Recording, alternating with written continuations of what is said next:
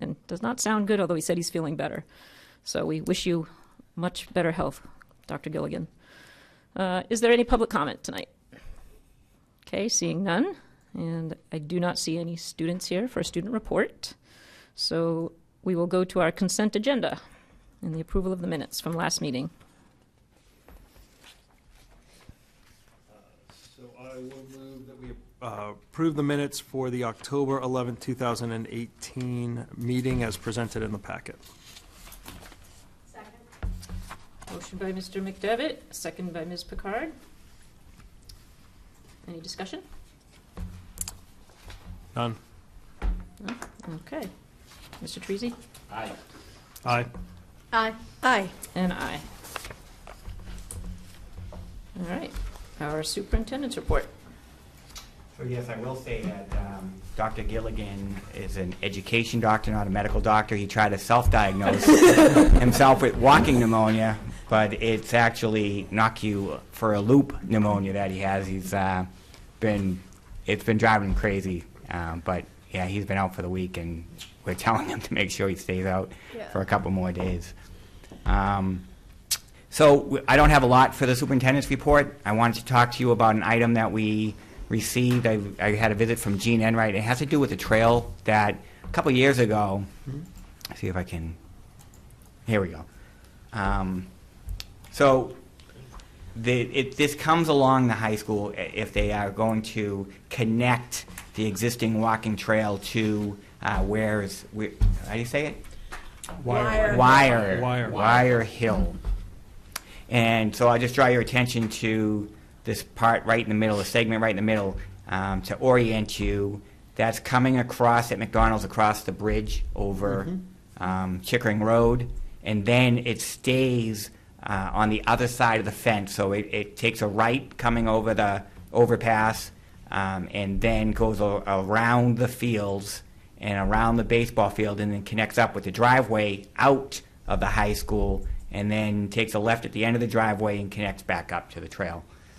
So as it says in the memo, I find it in here. There it is. Yep. That it will be completed at no cost to the school department. Will include signage indicating no dogs and no use dusk to dawn. The school property will be protected during construction of the maintenance of the path, and again, no cost to the school department. And the school department has already approved this. School committee has, but it's just kind of been dormant for a little while, and now they want to let us know that it looks like it's going forward. Okay. Great. I think I voted on it the first time, and I'm still in favor of it. Back to 14. Right, it looks like our student representative here, so we will Hey, welcome surprise. Yes. You're right. We were fastest today. So Jack was unable to make it today because he is sick, but he sent me some things that he would have talked about.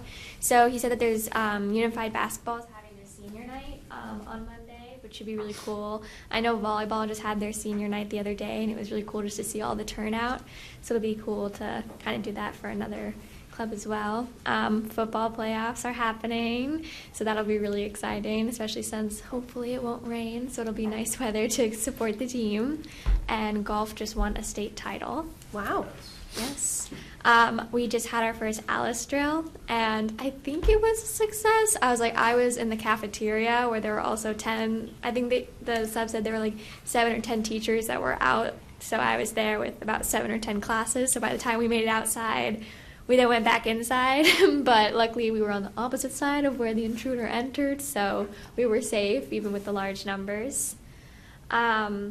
And then I know one thing that I wanted to talk about was our school kind of just implemented something where if a student wants to kind of leave the classroom for any reason, whether it's go to the nurse office, guidance, the bathroom even, the teacher needs to write them a pass. And so there's always been kind of teachers can kind of implement whatever they want for the, some teachers have passes or different objects you have to bring, and some teachers just let you go.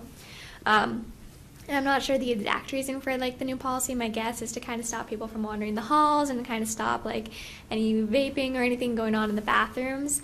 And I think it's like an interesting idea, but I will say I've already kind of seen some problems with it. I know one of my teachers, and probably other students have had this too, one of my teachers is against always having to write passes. So she told us we're not allowed to leave the room or go to the bathroom during her period. So that's definitely a downside to it, is some teachers, since it's kind of up to them how they want to handle writing passes. Some of them either have them already printed out and you just fill it out, like one of my teachers does, and then one of my other teachers just isn't letting you go to the bathroom. So I definitely think it's an interesting idea, but it's kind of hard because the teachers kind of have their different policies. And so I know, like, I'm sure other strict teachers are kind of doing the same thing. And I don't know if its goal is to stop wandering in the hallway. That was just my guess, but I feel like there's probably a better way to do it. That way, I feel like it's also not super stopping it, because people are still going to the bathrooms and doing stuff in between breaks. I just feel like there might be a better way to handle the situation, just because I've already seen some flaws and they just implemented it. So I'm a little worried for how that's going to turn out, but yeah. And I talked to one of my classmates who also said like the same thing, that like they find it like a little bit hard, because like they said that they had like a test and then had to go straight to the period where the teachers and then you leave, and it was like they had to go to the bathroom, but like they couldn't just because of the policy. So it's like it definitely has some downsides. Yeah. When did it get implemented? I believe our teachers just started talking about it at the beginning of this week. I don't know whether they talked about it at their last teacher meeting, but it was really recent, and not all of my teachers have even mentioned it, but I've definitely had one teacher that has created their own passes that you then just fill out, and then my other teacher made an announcement when someone asked to leave the room, and she kind of told us her policy on like she doesn't want people to leave, because she's like, I don't want it to be like writing passes all the time, and I don't want to have one pass that everyone uses because that's unsanitary. So Right. Yeah. Okay. I just asked. Matt is at the high school course, and I haven't heard him say anything about that. So I didn't know if it maybe he just hasn't mentioned it. Or, yeah, it's weird because it's like I've had like 2 out of my 5 teachers mention it, so it's kind of also interesting how like some of the teachers are like, yeah, they really don't want you to go anywhere without passes, and then some teachers just haven't mentioned it at all, which is why I feel like it's kind of like that's a flaw, where it's like even if they're creating the stricter system, it's not uniform, and some teachers are allowed to implement it different ways. And it wasn't announced. No, it wasn't student announced. body. It was just like I know Mr. Mean was the first teacher to mention it that I had, that he was just like, they don't want you to kind of leave without passes, and then my other teacher had mentioned it as well. And that's the only way I heard about it, was from teachers who wanted to update us on now their policies about it. So. I wonder if it was, like always a policy that just was never enforced and now they're enforcing. Right. That's what I'm curious about. Yeah, no, I'd be curious to talk with Dr. Gilligan and Mrs. Jackson and see kind of what the plans are. I think with a lot of things is, Yeah. initial steps in communication and all of that. So hopefully we can get some clarification for you guys and for us too. So awesome. Thank you. Of course. Thank you guys. Thanks, Caitlin. Thank you. Thank you. My chair's report, I just have 2 quick things. We had the professional teacher status ceremony last night in the Educator Hall of Fame, and it was a wonderful ceremony.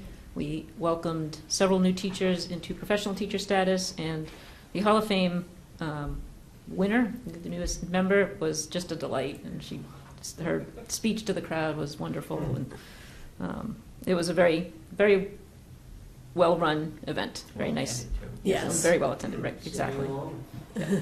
And our NAMS cross-country team took home gold, silver, and 8 medals today in their big Holy meet cow. up in Gloucester. Yeah, so it was great news there.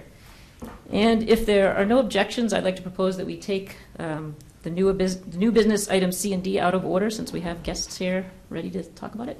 Is that okay? Yeah. All right. So we will start with Mr. Gonsalves' entry plan. Okay. Good evening, everyone. Thank you for having me here tonight, and congratulations to our NAMS cross-country team. So what I did is I gave my staff an entry plan survey. That was in June. I came to a staff meeting here, and I also wanted to get feedback from parents, parents who presently were at NAMS. So in the summer, I emailed every this year current 7th and 8th grade parents, both Contact 1 and Contact 2. And I invited them to take a survey. And the survey essentially asked 4 questions. I was looking to learn about NAMS as best I could, and I asked, what do you see as NAMS' greatest strengths? An all-open response. What suggestions do you have to help us make NAMS better? What suggestions do you have, can you make that you believe will improve student performance? And finally, as I begin my new tenure as principal of NAMS, any advice or suggestions for me? And that's always my favorite one, because parents give you a lot of great ideas. So you have a copy of that entry plan results. I also had in my first week of school a meet and greet with me, and it was well attended. I would say more than 50 people were in attendance, and they had an opportunity to get to know me, meet me, and also I went through this survey results. So unfortunately, I only had about 45 responses, exactly 45 responses.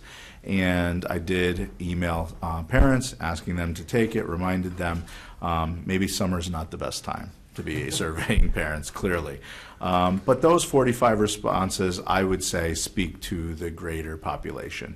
You could multiply any one of these answers by 10, 20, 30, and I think you'd get a fair representation of what the parents would say.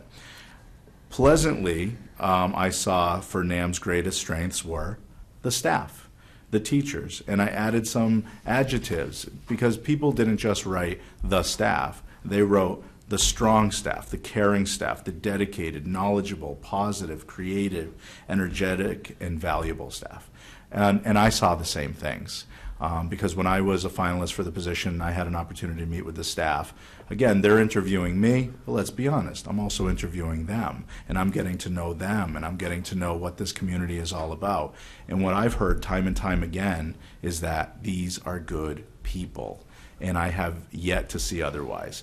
My staff are some of the hardest working, dedicated individuals, and they very much have a growth mindset. They very much are very receptive to feedback and want to improve in all areas. We want to create the best middle school we can, so it's nice to see that. Another popular identification of strengths was the community, which I've also seen. We have a strong community, a community that cares about its schools. So that was good to see. The Related Arts program received some kudos, and then it was one individual comments, guidance, the team, special education, promoting independence, the facilities, and the school's location. I've learned a lot about North Andover in my first year here. One thing I learned is that we have all of our schools, with the exception of one, all in one area. And even though I live in a town over, I can get to work faster than someone who lives on a Middleton line. I've learned that as well.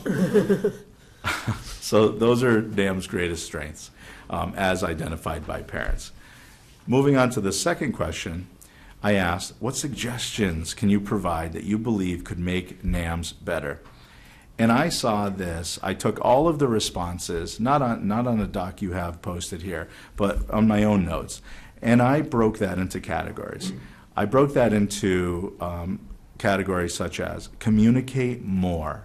Parents were speaking loudly and clearly that they wanted to be more knowledgeable of what was happening at NAMS, what was going on. Let's celebrate student successes. Let's celebrate achievements. Let's recognize. Let's promote. Let's inform. Let's educate. So to that end, if you're a NAMS parent, I hope that you've benefited from that already. So I send a weekly post, principal's post. The website has been updated a little so that you can see the morning announcements that we announce. That's right on that website every day. And I've never tweeted more in my life. So we're celebrating students and classes and successes all the time via the tweets. And if I was in Gloucester, there would be some tweets of the kids running today as well. So that was one. So I think we're doing that well, and we'll continue to find ways to do that better.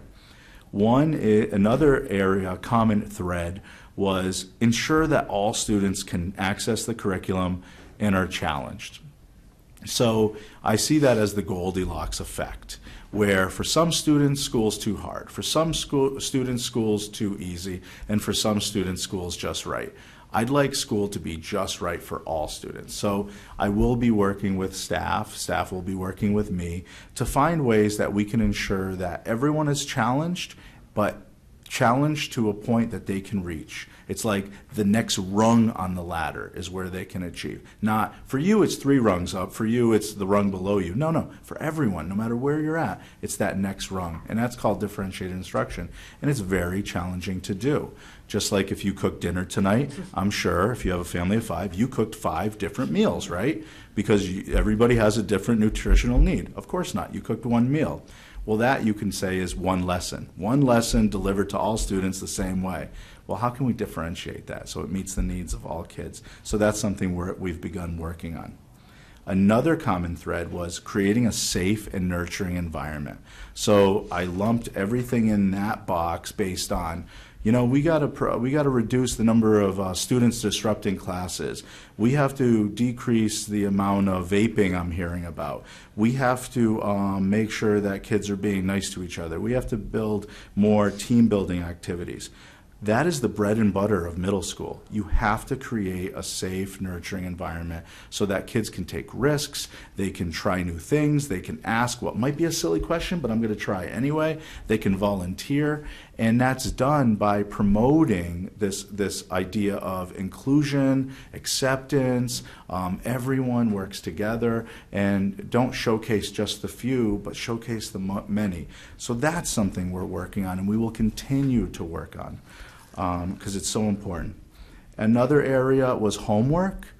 Presently at the middle school, homework can be assigned, but it isn't graded. That is definitely something I want to have discussions with my staff about. I want to see where they're at. I want to see what makes the most sense. I want to look at how much homework we should be giving, looking at what the research says, seeing what meets the needs of this community, because every community is different, and we want kids to succeed. So that's something that I'll be looking at with my staff this year. Another thing is just in general, reviewing protocols, reviewing current and existing protocols, which is, you could argue, falls into creating a safe and nurturing environment, but it also falls into how we do business.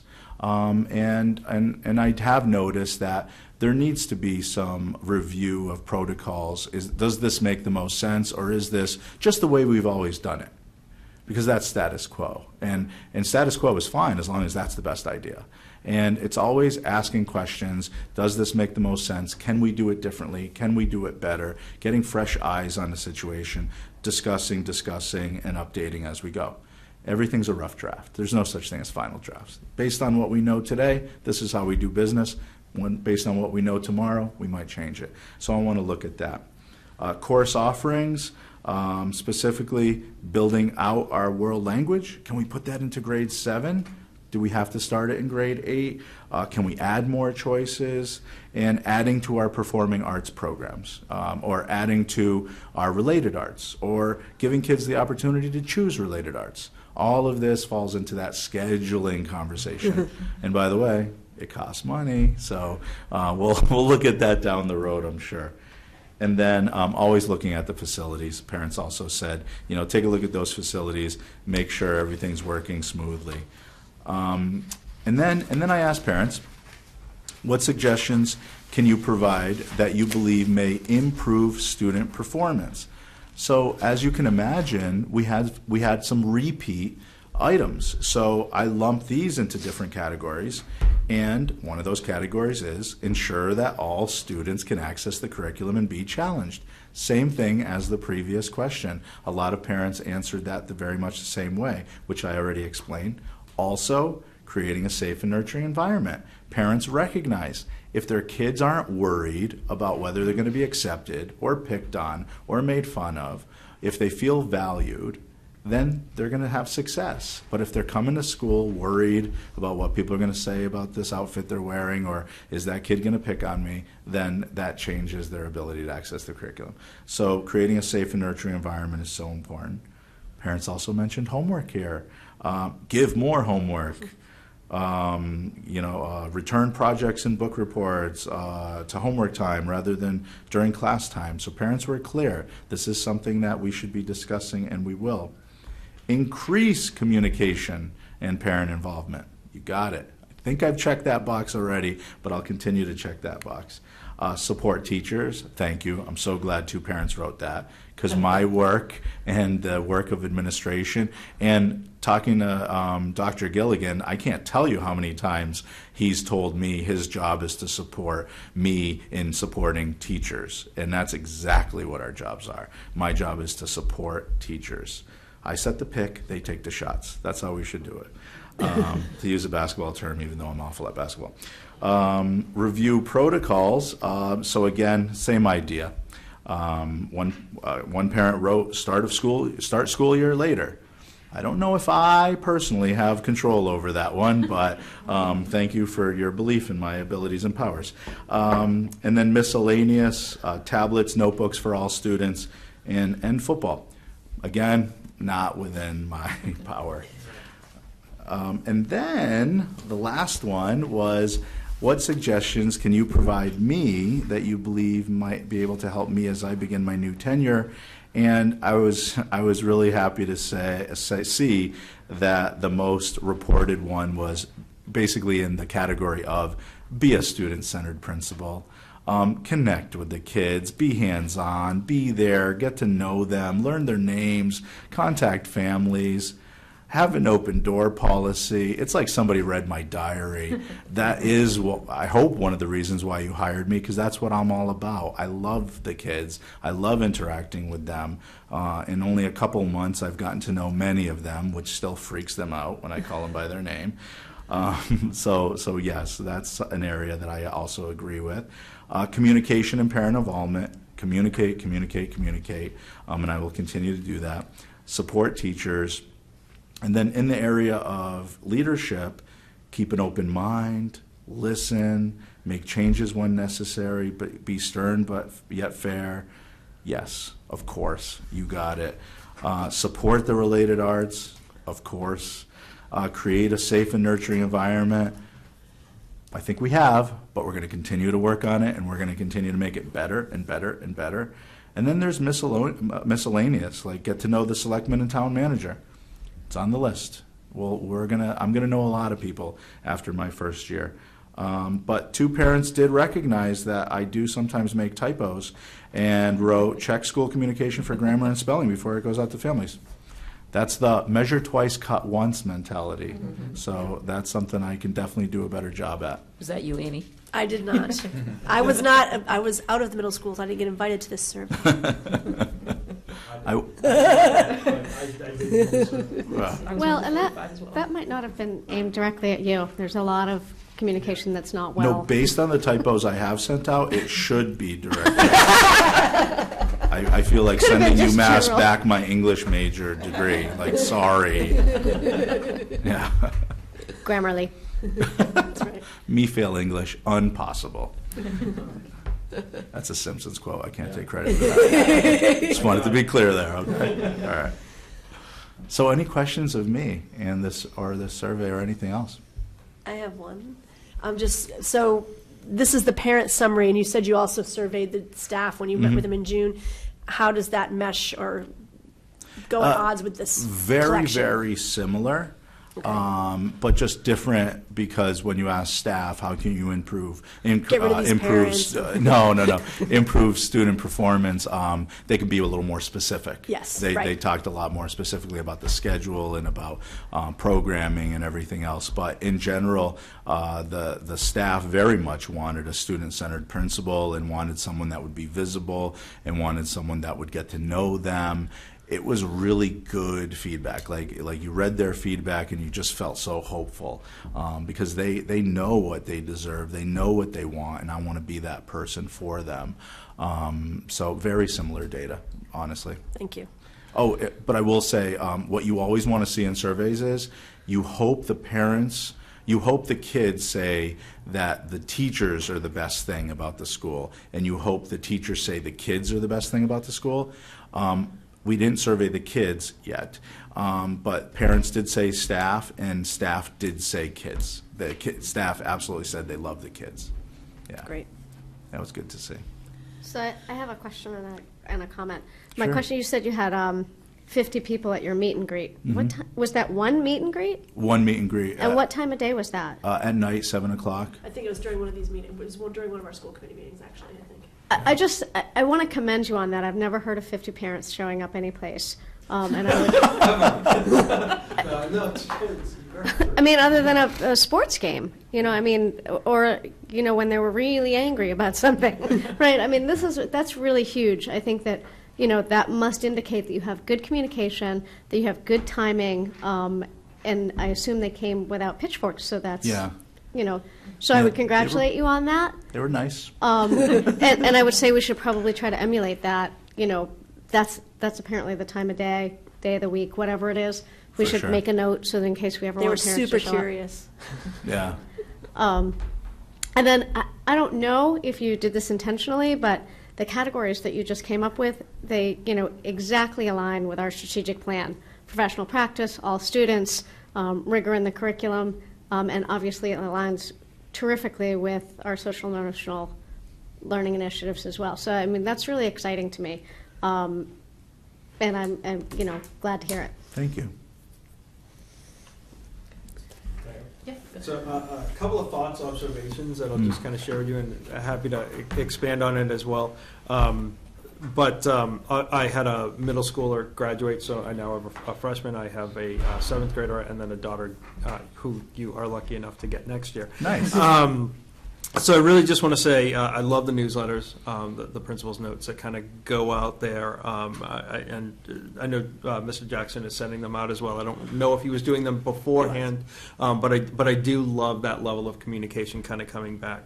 A couple of things that I would just say about the middle school. I feel like we need to also recognize the capability of the students that are there, and really acknowledge that, because that's a really big strength that they have, and I think it's a great piece for that. One thing now, having a high school freshman, to continue to challenge them and to teach them how to study and how to be prepared to go into high school. And I have a little bit of a note later on that I think part of your role is really kind of to be in that middle, right? So working with the elementary Middle school child. students. Right. Are you a middle child, or? No? Kinda. Okay. I'm the second oldest in a Portuguese family, but I'm the oldest male, so it's Okay. very confusing. Oh, that's a very, yeah. I'm half Portuguese, Am I I know the that. middle child or am I the oldest? You're the I don't first know. son, you're the oldest. Yeah. I get it. But really, kind of between that elementary and that high school, I mean, you have to really straddle both sides of kind of coming in on that. And I think that that's a really important role, but also a big pressure point for you and the faculty and the staff as well. I really loved hearing you talk about some variations in scheduling, because I think that that's really important. You know, specifically, I think some parents brought out some languages and some related arts, and don't compromise what we do. I think when I first moved to town, I didn't really know and understand how strong things like our music and our arts programs are. And as I've gotten in, I mean, they are spectacular. And, you know, there were years ago where that was really cut, and that was a very difficult thing. But to look at the scheduling, to look at the potential new building that may be coming in, you obviously mentioned money, but those are things that we need to look at and we need to know. So I don't know if we'll be ready to do funding and building type of changes in the next year or so, Right. but I would say over a long-term plan, where do we look and how does that start to go? Because I think that that's really important for us. I think the freedom that the students have, it's almost a little bit of rite of passage once they kind of leave that elementary and they start walking down to the youth center, different places like that. I think that's really important, and I have felt and heard from at least my son that you're very encouraging kind of that. You're also visible, extremely visible. And loud. Well, I haven't heard that yet. Yeah. But you may be soft compared to me, but I've heard a number of students say that they know who you are. They see you. You go down the hallway, you're giving fist bumps, and things of that nature. And I just think it's really important that the students are connecting to you. So I really want to thank you for that. I think that's really great to see as well. And I think probably one of the last things that I have here, because there's a couple of mentions of homework that's there, and I'm not opposed to homework. I actually think that there's some pretty strong value in it, but making sure that it is value. That it is not just busy work, that Right. it is, really increasing the rigor, building upon, what they have done in that classroom that day, preparing them for the next day, or things of that nature. So as you look back to that, and certainly you work, with all the different wheels that have to kind of make the middle school go, the value of that, I think, is really, really important. But so far, I mean, all systems seem, like they're firing on the right cylinders, and Nice. I know we're excited to see you, and I know faculty that I'm personally friends with, and just see, because of relations that I have, with my son, just say that things are great. We're really, really excited. So I thank you, I think, from their perspective as well. Good. Thank you. You'll be there. I'm a second grader for 4 years. We have time. I don't think the first graders don't make it that far. But. She's going to skip middle school. I also have a 7th grader and a 5th grader coming up, and I echo everything my colleagues have said. And I would just tag on to Mr. McDevitt's comment on the study skills for high school. I also think it's actually important to develop the study skills for the 6th graders, because as somebody pointed out, we've got 5 elementary schools feeding in, but within those 5 elementary schools, we've got Different 3 to 4 approaches. classrooms or 2 to 4 classrooms in each of those, and it's all different. And I think they get to middle school and they, at least I can speak to my son's experience, has no idea how to study. Yeah. It still doesn't in 7th grade, unfortunately. But I would add, with regards to homework, I have 2 graduates at this point, 2015 and 2018. So we were there when they changed from grading homework to using homework for habits of learning feedback. And I know at that time, and I'm sure you'll hear this from your staff and others, the real philosophical question was, are we grading students on what they're learning, or are we grading students on their organizational skills and their, the process of doing homework? And those are important processes for middle schoolers to learn in order to be successful in high school. But it's interesting, and I'm really excited to hear the way you want to look at homework. I think it's really a way we need to look at homework across the district.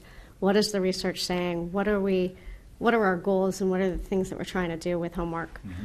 So I was glad to hear you say that. And I would also ask you, just following up on some of the things Caitlin said, what do you do about passes at the middle school?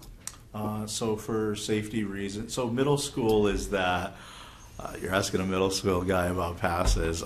So we do have to have a certain level of accountability and control. Kids are really impulsive, and they stay impulsive into their 20s until that frontal lobe's developed.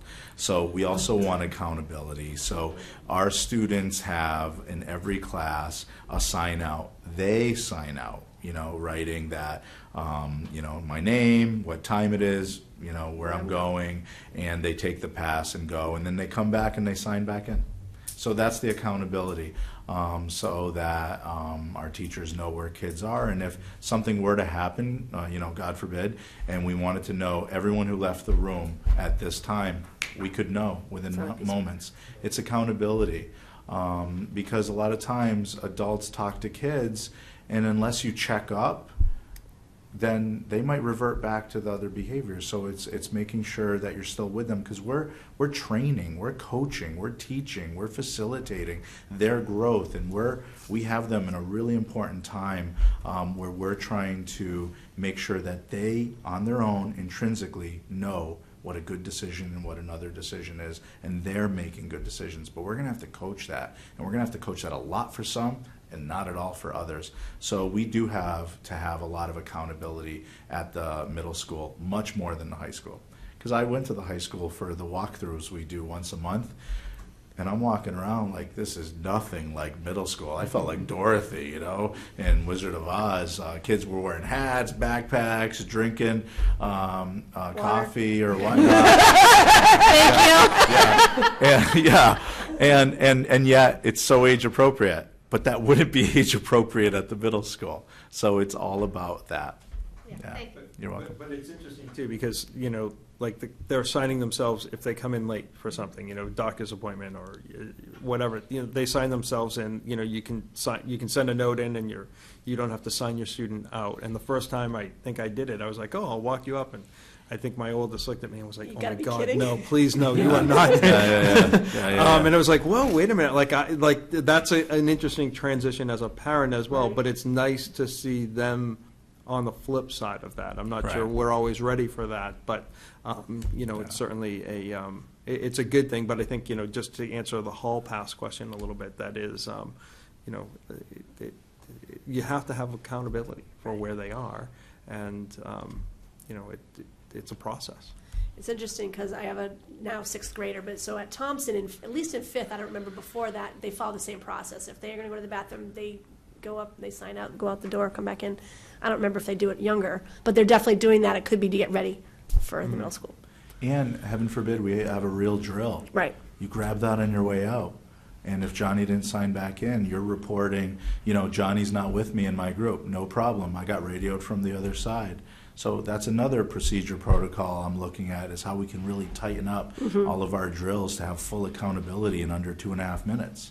We can do it. We did it. We had a fire drill the other day.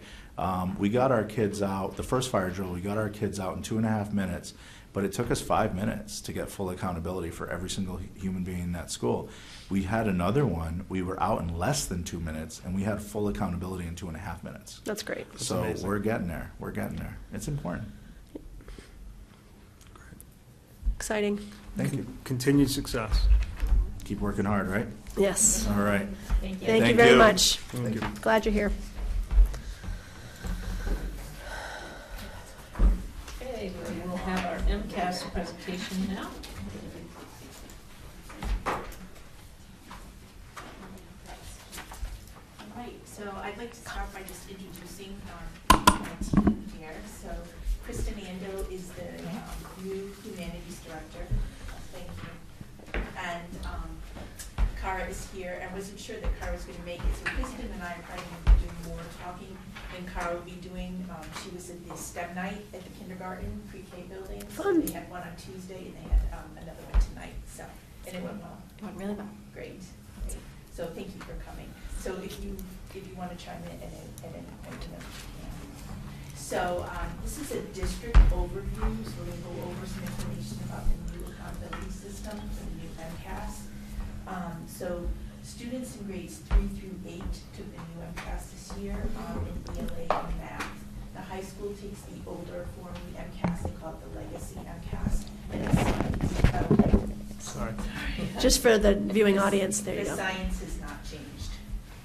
So, and the accountability system is really, I like the way things are being phrased with the new commissioner. It's really to look at how the school is doing and what kind of supports we need in the school to help all of our students improve and increase their performance. So when you look at the accountability, we're looking at our non-high schools right here. So this is our grades 3 through 8. There are 4 indicators. So the first indicator is achievement, and we're looking at scaled scores for both ELA and math. And then we're looking at the CPI, which is similar to the former MCAS testing and accountability for science, because the science did not change. There's a mix of standards last year, but the format of the test is similar to the former MCAS. We're looking at student growth as an indicator, and for that we're looking at your student growth percentile, the mean score for both ELA and math. The English language proficiency is new this year, and it is something that's important, and we really kind of want to mark that in this district because we do have a number of English language learners in the district. And they're looking at progress made by students over a 6-year period of time. So the state is saying that within 6 years, students should be proficient in English language. And they have targets each of those years that they want us to meet with those students. So that is a new indicator. And then additionally, we have chronic absenteeism.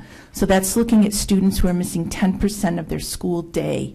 So if a student is enrolled in North Andover schools for 180 days, that would be 18 days. If they were only here for 90 days, it would be 90 days. So it's the amount of time that they're here in this school. Is that new as well?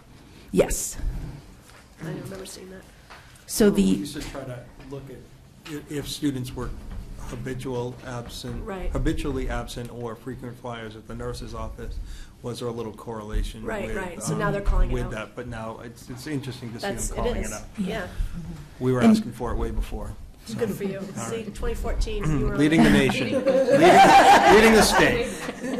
it's also reaching out to those students to see why Yes. they're absent and trying to make sure that we're addressing those needs and getting those students into school. So the accountability indicators for our high school, which is our grades 9 through 12, some are similar. So you have achievement, which again is the same. You have your English language arts and your math CPI scores. Again, the old accountability system, so you're looking at the CPI and your science CPI. The student growth is the same. It's the mean student growth percentile for ELA and math. The high school completion, this is a little bit different. You have your 4-year cohort, and then you have your extended engagement rate. So that includes students who are in a 5-year program, students who are over age. So if a student is 19 or 20, still in high school, students who may be undercredited, so that they may have dropped out and come back into school and are working on credits, and also students who may have IEP services until the age of 22. So you're looking at those categories. And then you're also looking at your annual dropout rate. Again, the English language proficiency, no different than the non-high school students. And then additional indicators, you have your absenteeism again, same sort of criteria. And then you have also the students, percentage of students who are completing advanced coursework. So that would be above Algebra 2 and Math, advanced science classes. It can be AP classes, but it's not just AP classes because not every school has AP classes. They vary in the number of classes they may have. And there's also a financial commitment for an AP class that not everyone can meet. So they're including other types of things.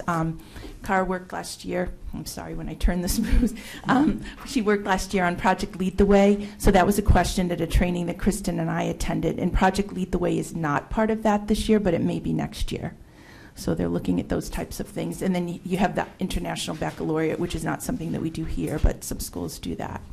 Before you go on, with English language proficiency, Mhm. you're looking for a 6-year process, but if you have somebody comes in as a freshman, without any English language exposure, I mean, we had a graduate last year that Yeah. came in with no English and no formal education prior to North Andover High.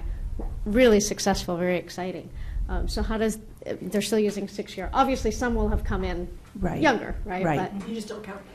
What the target is, if you come in within 6 years, you should be proficient in English language, and there are targets for each of those 6 years for students to meet. Some of our students may meet them, some may exceed them, some may not meet them, but that's the state target. okay. Does that explain that? It does. I'm still a little concerned or confused about, I know last year a whole lot of students from Puerto Rico came up and came into some school districts, and they couldn't graduate because they couldn't pass the MCAS because they didn't have the English language proficiency. How does that play into all this? Well, if they came up and they weren't speaking English, you don't take the ELA part of the MCAS the Okay. first year, so I'm not sure what all those circumstances were. Okay. I know that we had students throughout the grade levels in the district who came from Puerto Rico with the hurricane, all of that. But I couldn't speak to that specific circumstance because I don't know what it is. But if you come into the Massachusetts schools and you are not an English language speaker, you do not take the ELA MCAS the first year. So if they came up here last year and really were not speaking English, were not able to do Well, that, they wouldn't. if they were ready to graduate, Yeah. if they Yeah. came in as, seniors or whatever.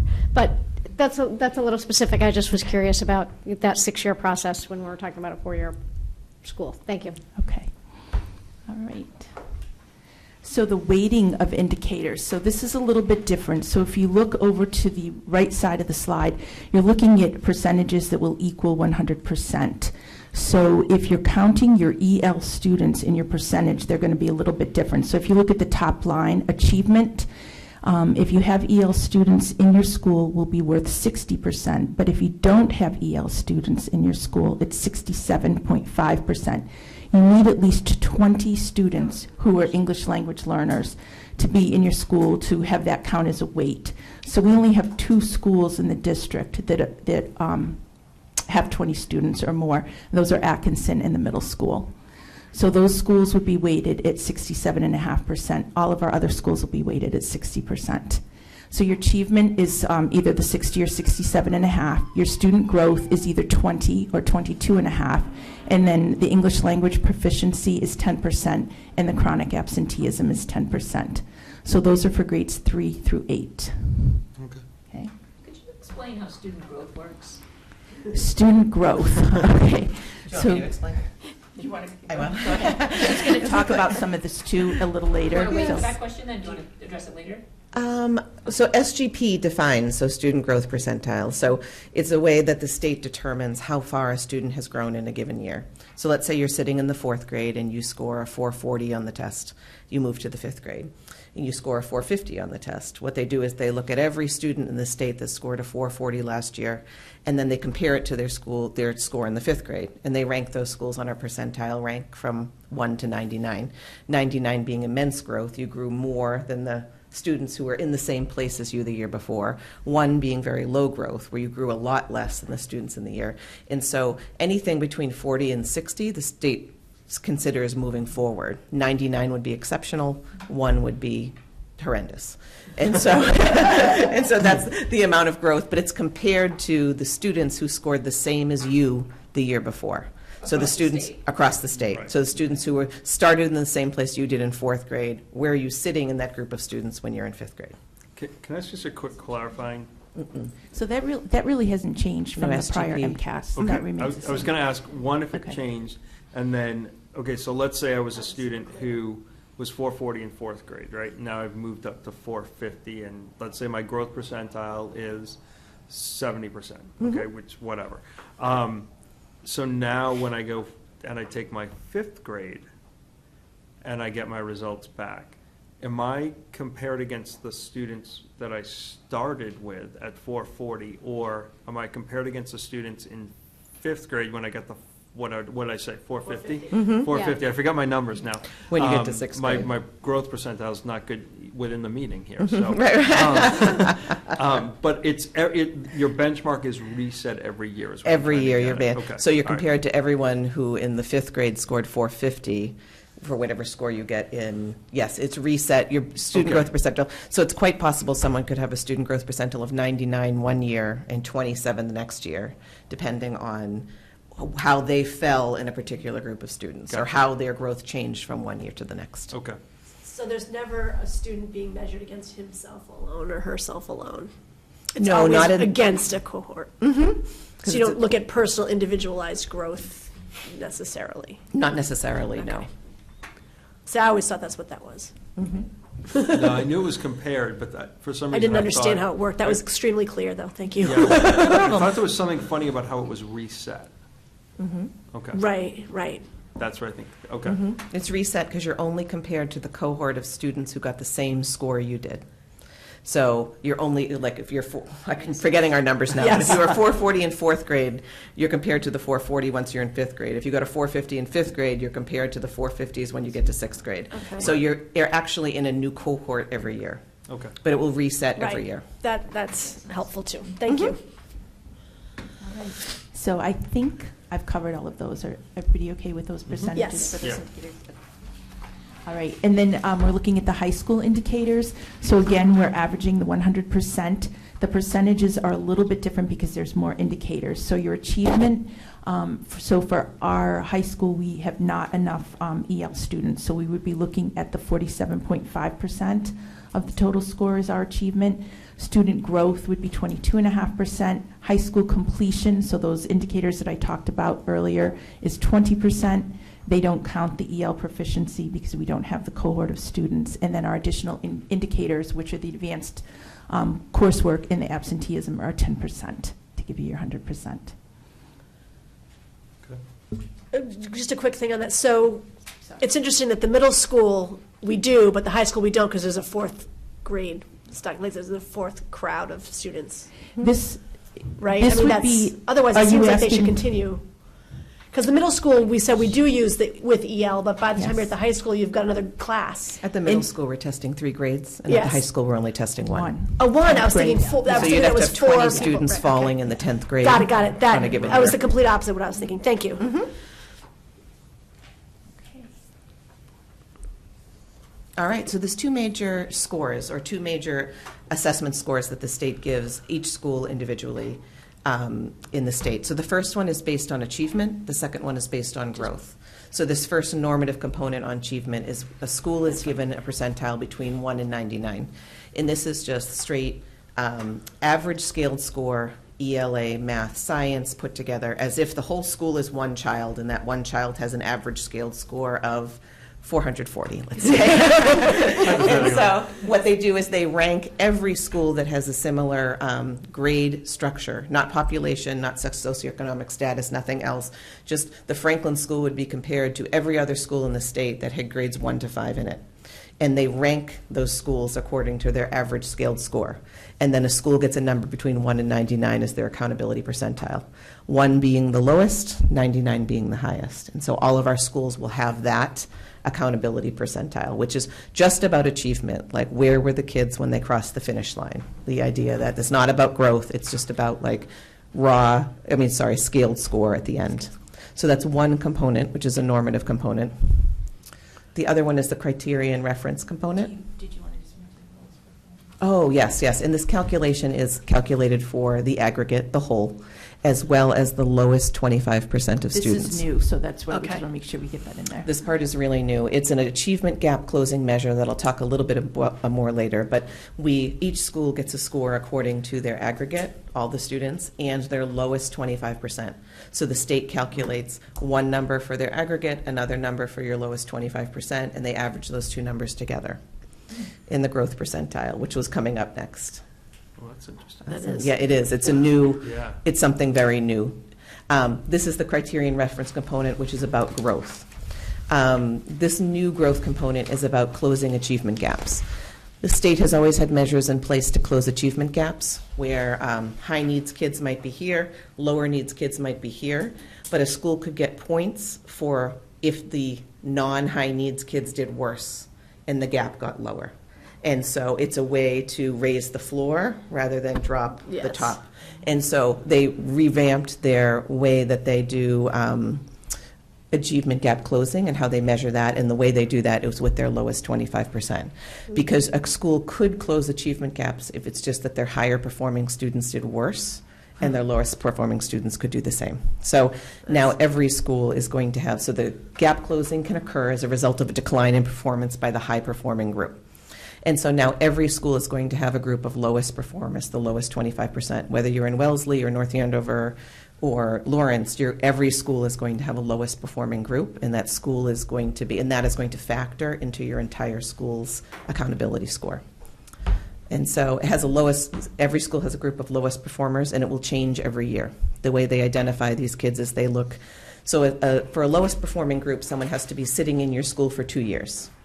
Once the school, you have been in a school for 2 years, the school owns you and your accountability data. If somebody moves in a month before the test, they wouldn't be part of the lowest performing group because the school has not had a chance to work with that child long enough. And so, which is a good thing too. But so every school has a group of lowest performing students. They have to be in the school for 2 years. And then, so the group will be identified when the October SIMS, the student management system, goes in. The state will send out a list of the lowest performing students. At the end of this year, they will compare that student growth from last year's MCAS. So they identify the students in November. They're going to compare their growth on last year's MCAS in 2018 to 2019 to watch how that group changed over time. And so that's something new that's in the growth measure as well. And we're working with our principals to identify those students in each school so that they can focus, concentrated attention where those needs are. So Is it per subject, or is it the lowest 25 combined? it's combined. Really good questions. The average of the 2 or 3 tests that the child took. So quick- But then there are other ways, so just kind of an aside, this isn't necessarily in our presentation, but we've been. Bonus. the curriculum directors and the coaches have been going out for collaboration at the elementary level, and also at the high school, have met with some of the groups. And so what they're focusing on is looking at the MCAS scores, and they're looking at the item analysis. So per grade level, looking at where students were having the most difficulty and what they can do for those students, like identifying that piece. And so you can do that with that lowest 25. You're going to know who those students are. So even, it's not going to say, they were the lowest 25 in math per se, but you can then look at those students and say, what do they need in ELA, math, and science in order to help to close that gap? So just relatively quickly, obviously, and to use your analogy there, we're raising the bottom, not lowering kind of the top that's there. I've never been a huge fan of kind of the best ranking and the list of, that gets published out there of, The level one. No, not necessarily even the level one, but like, who's the best high schools, school yeah, in right. the state, And Boston right? Magazine. Yes, Boston yes. Magazine and, a couple of those, and I don't know, maybe we don't have enough subscriptions, but but have we seen, or what will we see, for example, some reshuffling there? So, for example, a school like Newton North, right? Like that may have always been, let's say top 10, right? And we have a little bit of familiar history with that. But, would that school perhaps come down a little bit while others would go up? I mean, do you think that that's going to...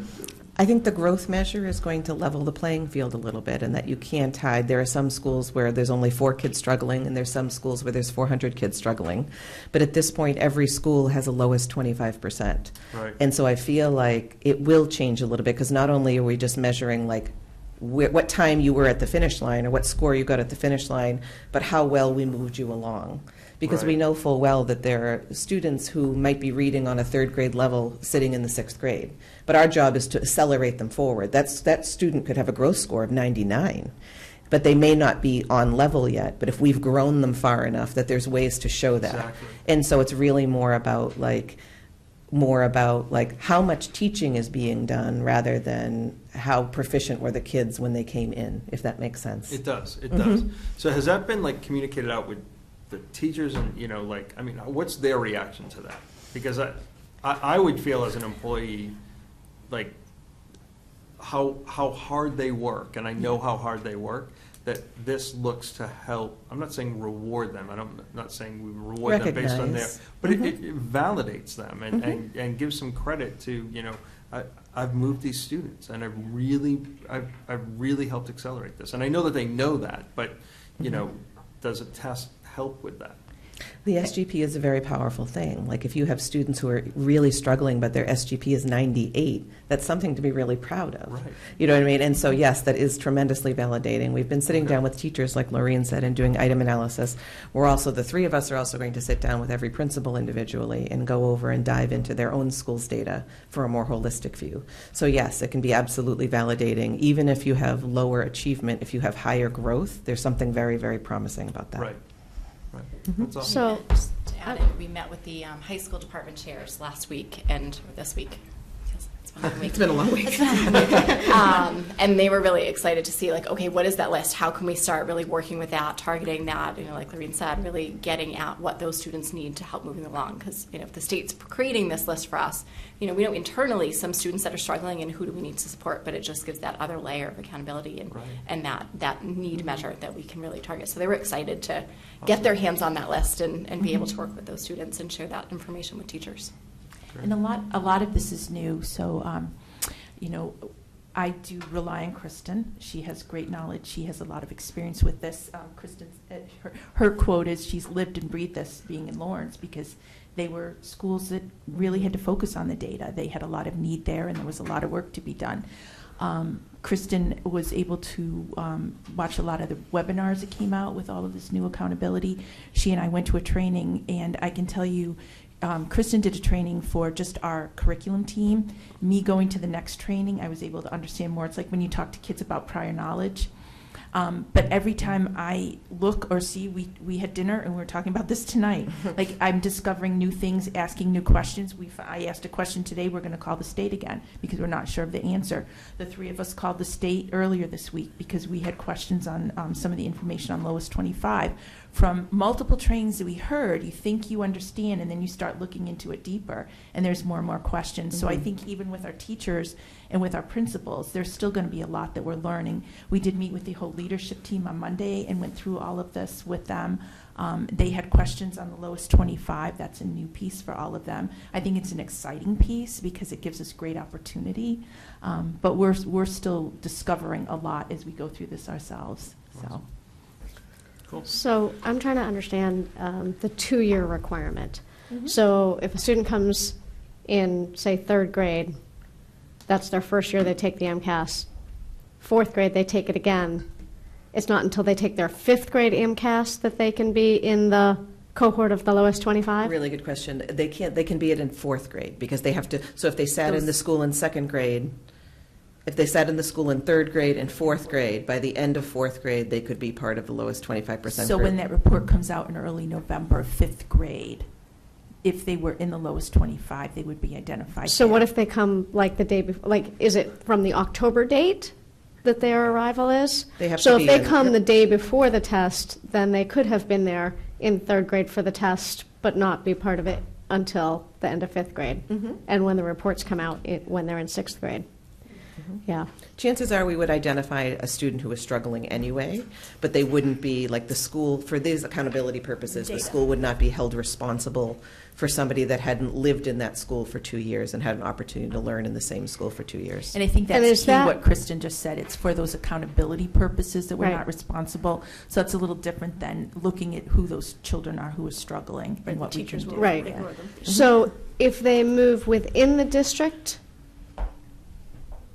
so if they start, at Atkinson School in 3rd grade and then they're at Thompson School in 4th grade, does that reset their eligibility for that 25? For the accountability for the school itself. We For the also school have itself. a district lowest Lowest 25%. Okay. So if a child were to move from one school to another, they still may fall in the district 25%, but the school would not be, it would not appear on the school's accountability, because in order to be held responsible for somebody in the Right. lowest 5, the school has to have the opportunity to instruct that student for 2 years in a row. Right. But the district has also a lowest 25% list, and the chances are a child may fall in moving from school to school. We may be able to see them in that accountability list, because the district has this accountability number, and then every school individually has this accountability number as well.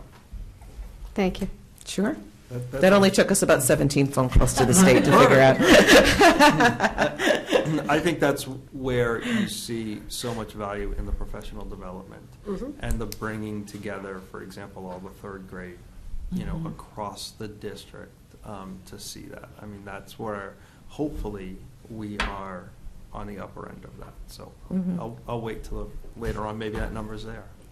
I don't know. We're having some really exciting meetings based on, the teachers are wonderful and hardworking and so hungry for this information. The MCAS is a deep sea of data. Like, there's a lot of information there, and it's a great opportunity to learn. And we've had a meeting with every teacher, elementary, most of the middle school teachers, and then the department heads at the high school about item analysis in this MCAS data and explaining the accountability system. And teachers are so eager to get into the work and have the information in order to do really good things for kids. It's awesome. Oops.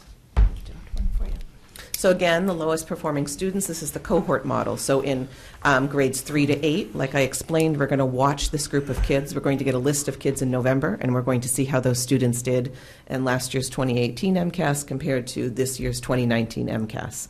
And so it's a combined ELA and math average scaled score, and it's the same group of students. So so this year we will find out there might be some, in an elementary school, there might be some 4th and 5th graders in this lowest 25% group. We're going to watch them really carefully to see how they do between the MCAS last year, 2018, and this year's MCAS 2019. And the school will get an accountability score or a growth score for that. The lowest performing students looks a little different in high school because we don't have students who test in the 9th grade and the 10th grade. We have to compare this year's 10th graders to we have to compare last year's 10th graders to this year's 10th graders. But in order to still be part of the group, so it's different. It's a year-to-year approach as opposed to a cohort model. So in the high school, it's a little bit different, but the student still has to have attended 9th grade and 10th grade in the high school in order to be considered as part of this accountability group. And so it's a different group of kids, but they still have to be in October 1 Sims 2017, October 1 Sims 2018 in order to be part of this group. So just, that it seems kind of, to me, I feel skeptical that that's what that value really has, because you're not comparing the same kids at all. So I don't see how, is that truly valuable? I guess in some ways, I think it's probably, it has a different value to do the cohort students where you're actually looking at the same students over time. This, you could see trends in instruction and in different, you know what I mean, as far as like how kids grow over time. Right. And it does give you some information about some programming and curriculum you may put in place. Right. Because groups of kids are not necessarily the same year on 2 years. They're just different kids. So. Well, we've also done things like change things like our science curriculum. In the middle of, right? of all we've this. Changed our writing and math, and so, this year's kids could be... They didn't benefit from right, that, right? Exactly. Thanks. So here are all our scores put together in this very intense, complicated chart. So what Lorene talked about at the beginning, you'll see in the colors there: achievement, growth, high school completion, progress toward attaining ELL proficiency, and the additional indicators along the left side there. Now we get lots of scores in North Andover. We get a score. So the non-high schools are on the left-hand side. The high school is on the right-hand side. So you'll see 4 columns altogether. The first one is non-high school, are grades 3 to 8 students. All students. The next one is the lowest performing students in grade 3 to 8. So if you look down, all of our students had met 40% of their growth targets. Our lowest 25% of all students in the district met 50% of their growth targets. They averaged those two numbers together for 45%. Remember, I told you that like the lowest 25% group is worth 50% of the score. They take the aggregate, they average it together with our lowest 25%, so we're at 45% there. I know exactly. It took a few trainings. I know exactly. It only took about 27 billion hours. The other one is all students at the high school, the lowest performing students at the high school.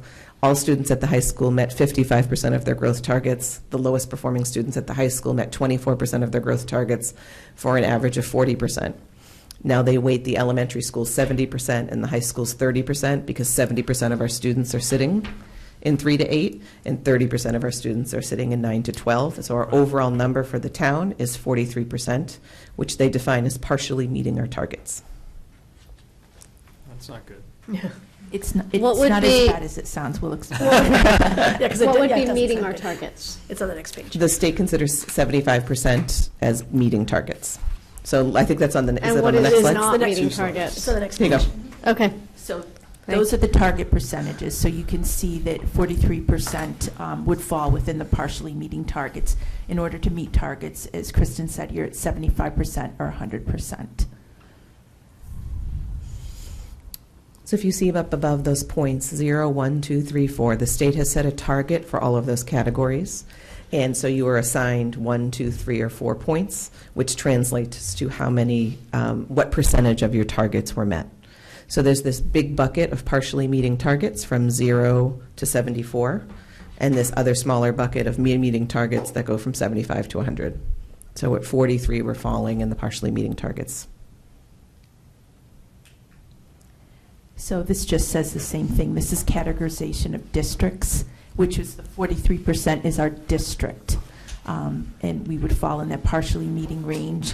In 2019, they're going to add another category, which we don't have this year, which will be for not meeting our targets at all. And then schools, we have some of our schools are actually meeting the targets, which I'll show you in a minute. They do fall in that 75 to 100 range, and some of our schools are partially meeting targets. They fall in that 0 to 74 range. So our district is 43, but our schools are all ranked individually as well. Do you know what the not meeting the targets would be? What would it be, 0 to 25? For 0 example? to 10. 0 to 10. Sure, that's okay. it.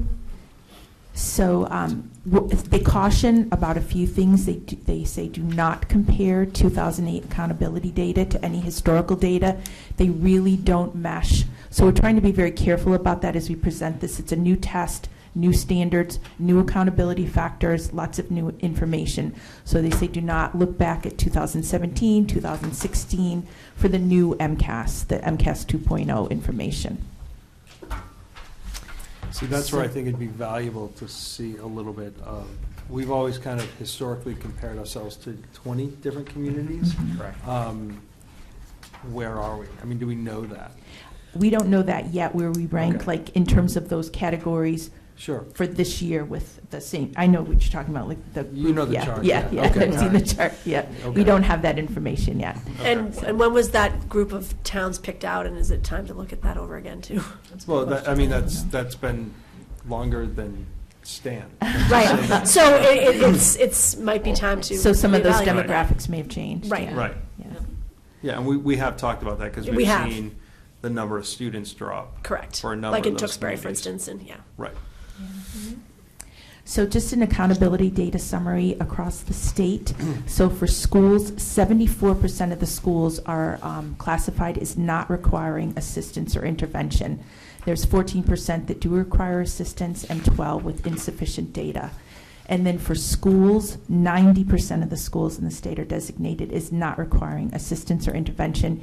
You have 7% requiring assistance and 3 with insufficient data. Just to give you a bigger picture there. All of our schools are classified as not requiring assistance or intervention, so every one of them fall within that category.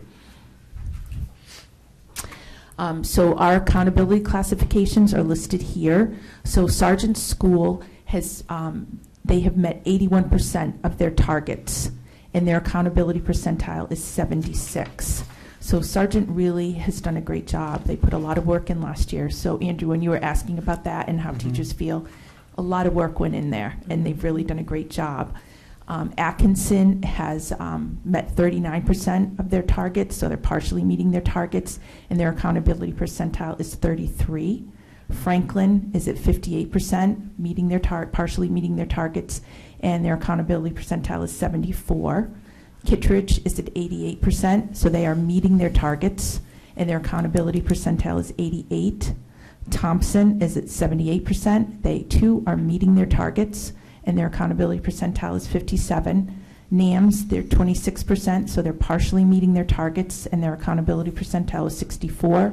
And the high school is 40%, partially meeting targets, and their accountability percentile is 65. So among our schools, we have 3 schools, Sargent, Kittredge, and Thompson, that met their targets. So can I ask this question? If you look at Franklin, for example, we have 58% that are partially meeting their targets and 74% with the accountability percentile, which is really only 2 points lower than Sargent from an accountability perspective, but 23 percentage points lower from progress in terms of meeting that. How does that happen? So the 74 means that they did better than 73% of the other schools in the state, like schools. But in terms of their targets, the kind of growth that they were looking to meet, and there's all different classifications. You have your high needs classification, you have your EL classification, you have special education is an issue there. So they only met 58% of those targets for all of those subgroups. So it's together. not 58% of the kids, it's Right. 58% of the targets that were Right, no, assigned to the school. I know it was kids. I mean, that part, not kids. I know it was Targets. Targets, thank you. It just seemed like we were really close. You know, Sargent and Franklin were 2 points off from an accountability perspective, but 20-something points off from a target. And that, So if you look at the That's like first Thompson, too. set of Yeah. percentages. yeah. Yeah, the first set of percentages is growth. The second set of numbers is achievement. So it's the idea of the 81% of your targets means that you meet 81% of your growth targets. So that's where growth factors in as opposed to achievement. how your progress along the race is the first set of numbers, and like where you finished. Because even if you're proficient, you still have a target set for you to be proficient the next year. Like those growth numbers we were talking about, like even if you are already proficient, you are still expected to grow an amount. And it's quite, it could be possible that a student could be proficient and be less proficient the next year, and then that would lead to not meeting a target. So let me ask the question a little bit differently. Okay. So we'll exclude Kittredge there because their numbers are exactly the same. If I'm looking at, for example, Sargent, and I've got 81%, my accountability percentage is going down. And if I looked at Thompson, not Thompson, it's Franklin, thank you. Franklin, I'm at 58, and my trajectory is going up. Is there anything, is there a goal? Should I have my accountability be higher than my target goals, right? And what can I learn about that? You actually want them to both be high. And so if you think of it as a quadrant, if you put, if you could think about it on a quadrant, if you could put achievement on the y-axis, growth on the x-axis. Sure. So you want to be in the upper right-hand quadrant. Right. You want to be high achievement, high growth. You can be low achievement, high growth. You can be low achievement, low growth, or you can be, well, what am I missing? You High could be achievement, low growth. High achievement, low growth. Exactly. So if the first one is growth, so the Sargent we could say is high growth, high achievement.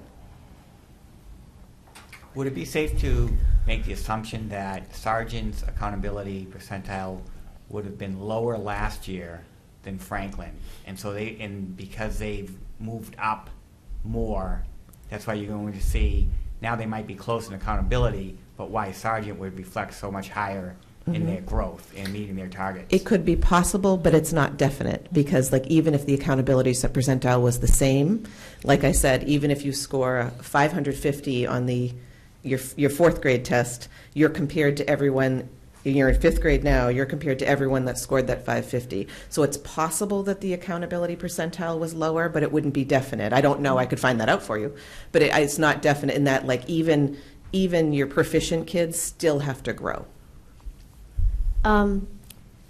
So I'm going back to that chart that you gave us for the district with the tiny, criterion tiny numbers. referenced. Would it be possible to have, or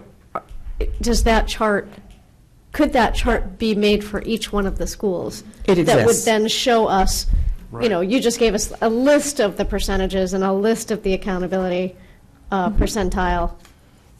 So we could have a chart on each one of the schools. Well, the schools are going to come and present, right? So is that something that they're going to present? they're not when in they here. come? This is really more of an overview They're of the coming in accountability November. system and what the district looks like. Yeah. So when each school comes, they will speak more specifically. Okay. I think they're here on the 14th or Yeah. something. So if you see like on that slide, like the whole district met 43% of their accountability targets, each school has that algorithm all worked out and is given a final target at the Which very we're seeing bottom, here. which you're seeing in the first Right. column. It also, would I be correct in saying that, I'm looking again at this chart, that 81% is defined as meeting targets. It's not that 81% are meeting targets. Right.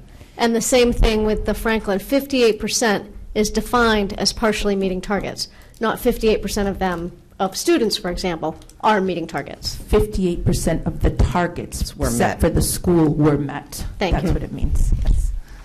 And so that's defined as partially meeting targets. Correct. So are we concerned about NAM's and Atkinson's low growth? That's what I was going to ask you. I think it's something that we're going to look at, yes, because we do want to see higher growth than that, yes. Even though NAM's has 64 Mhm. accountability, that growth is really low. Mhm. Right.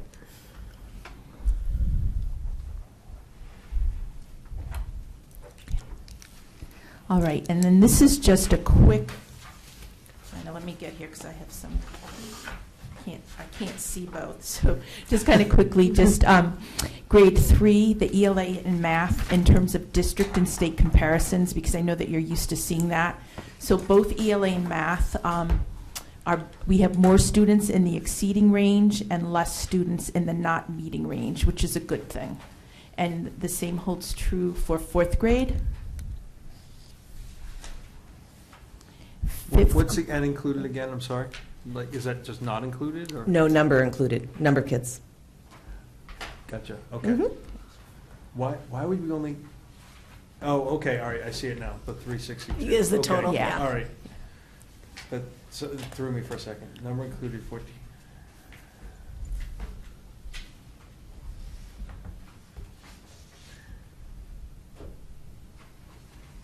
So when we're talking about growth, is one of the goals to have more kids next year be in the green column instead of in the orange column? Right. Yes.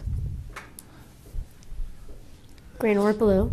Or blue. Yeah. Or blue as well, of course, yes. Right. But, Or we want to move the red to don't mind orange. if people Right. move from orange to blue. but that's like what the growth numbers next year would be. Right. So in 5th grade, we're about equal for ELA and math and are exceeding expectations. We are higher in meeting, and again, we're lower in not meeting, which is good. 5th grade science, now this is again scored on the old MCAS rating scale. So we're about equal with advanced. We have more students that are proficient. We're about equal with needs improvement, and we have fewer students in the warning range. Grade 6, ELA and math, we have fewer students in ELA who are exceeding expectations in 6th grade, more students who are meeting expectations, and fewer students that are not meeting expectations than the state. And in math, we have more students exceeding expectations, more students meeting expectations, and fewer students not meeting expectations. Grade 7, in both math and ELA, we have more students exceeding and meeting than the state, and fewer not meeting. In grade 8, we have more students exceeding and meeting in both ELA and math, and fewer not meeting. In science and technology in grade 8, we have more students who are advanced and proficient, and fewer in the warning range than the state. In grade 10, our ELA scores, we have more students who are advanced and fewer in needs improvement and warning. So I would just make an observation here that all the way through elementary and middle school, we see this huge needs improvement bar and a very tiny advanced bar. And as soon as we hit the high school, we see this huge advanced bar and a very tiny needs improvement bar. So that's a huge inconsistency, and it always has been. Not about North Andover, but about the test or about what they're looking for. It's completely becomes apples to oranges here. But that's the old test, isn't it? Because it's advanced, it says advanced proficient. But it's always been true. It's always been true that Right. they've been identifying elementary and middle school students as needing improvement and high school students as advanced. Amazing, right? And I don't know what happens between 8th grade and 9th grade. I don't think anything happens with students. I think something happens with Expectations. this test and what we want this test to come out as. Well, it's a requirement to graduate. Understood. So that They play into it. that may be a factor. I don't know. Of course it's a factor, but it's just, I feel like we shouldn't talk about them on the same night, that they're not the same. They're just not the same. We call it MCAS, but it's a completely different way of working with data and students and learning. And as you said, I think that holds true in many districts, and it has held true over a number of years. And I started out in high schools when the MCAS first came out, so I saw what that looked like, and then as I moved down into elementary, I saw what the tests are, and, you know, there are things that I noticed. So, yeah. So I do understand what you're saying. So, grade 10, just a district and state comparison for math. We have more students, again, in advanced and proficient, and fewer in needs improvement and warning. And in science and technology, grade 10, we have more in advanced, fewer in proficient, and fewer in needs improvement and warning. And then we just want to share just a graph on our lowest 25%. So this is all students, and then the red is our lowest 25% in the district, and then in each school. Yeah, absolutely. So if we look at the blue bar represents all students' progress toward improving targets, and then the lowest 25% of students, their progress toward meeting targets. So if you look at the school like the Atkinson, where the lowest 25% is meeting upwards of 60 to 70% of their targets. So you can look at each school individually as far as how the aggregate, which is listed in blue, is doing as compared to the red that is the red that is representing the lowest 25%. Huh. It's interesting. Yeah, like, I mean, I'm looking back, I don't know how many slides here. You know, when you look at, I would not have expected some of the differences between blue and red for some of those schools. For example, and maybe I'm misinterpreting this, but Franklin, right? If I look at the percentage that's meeting the targets in their accountability percentiles, right, I would have thought maybe there was a little bit more of a correlation to the 25% that we're talking about here. Mm-hmm. But am I missing something? So I you feel were like I asking- am, but I don't, I need, where's your decoder rings? So no problem. I think I have it. So if you look at Franklin, the blue bar is all students, the red bar is the lowest 25%. You average those two together, and you get Franklin's growth number, which was 57? 58. 58. 58. So it's a combination of the aggregate did almost, upwards of 70%. The lowest 25% was down below 50. You average those two together, and that's where the That's a 50% growth comes from. So it's really taking the data that we have here and really putting you haven't really showed us this information per school, and I know that that's coming, Mhm. but Correct. you've given us the teaser. Mhm. Okay. There's the All right. teaser. So now See, we have and we homework. did get you. You're very curious. Now we have aren't you? homework. Did Yeah. my decoder ring work? Well, the Atkinson I know. bars here are fascinating. Mm-hmm. This is So- a way to look at your lowest 25%, and it's a way to think of perceived data versus actual data. Whereas you might think that your lowest 25% is dragging your school down, quote unquote, and in some cases it might be, and in some cases it might not be. Might be saving your bacon. And so it's really exactly. So it's a new measure. It's new to all of us. They're going to track it over the next 4 years. This is a brand pretty new measure interesting, that they're going yeah. to try out. But it is really interesting in that how is that lowest 25% doing compared to the rest of your students? And these are where those growth numbers. So the questions about the growth numbers at the Franklin, this explains a little bit Right. about it. So I use this phrase at work all the time. Is this interesting? Yes, it is. Is it actionable? And I would look at this and I would say it needs to be actionable. It needs to be really actionable. Mm-hmm. We can identify every student that is sitting in that red bar. Right. Yeah.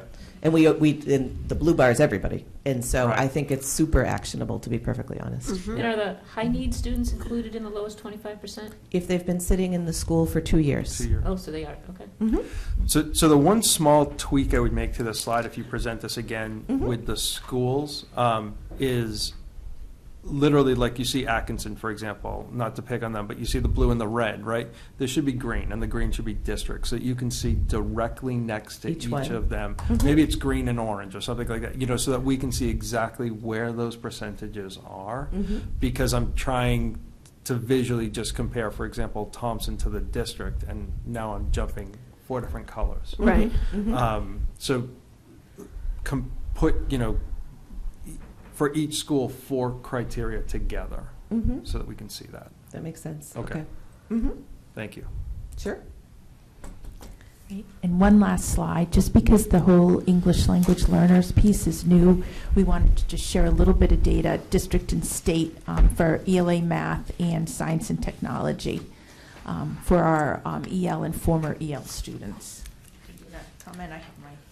Absolutely. Overall, do you want to go ahead? You can Sure. hit that. Yeah. So Since you have it all just, written down. yeah, just overall, in ELA, our district is exceeding the state in terms of meeting expectations, and we are below the state in partially meeting or not meeting, so that's good. In math, we are exceeding the state in meeting expectations, and we are, again, below the state in partially meeting and not meeting. And then in science, we are exceeding the state in advanced and proficient. We're equal, it needs improvement, and then we are lower in warning for the science and technology.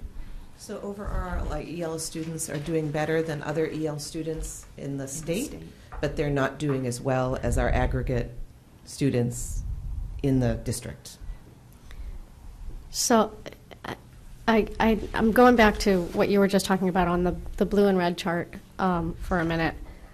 For me, that district number is meaningless because we're putting together the elementary schools with the high school and the middle school. And if I had lines that showed me where all elementary schools together were and how, how that plays out.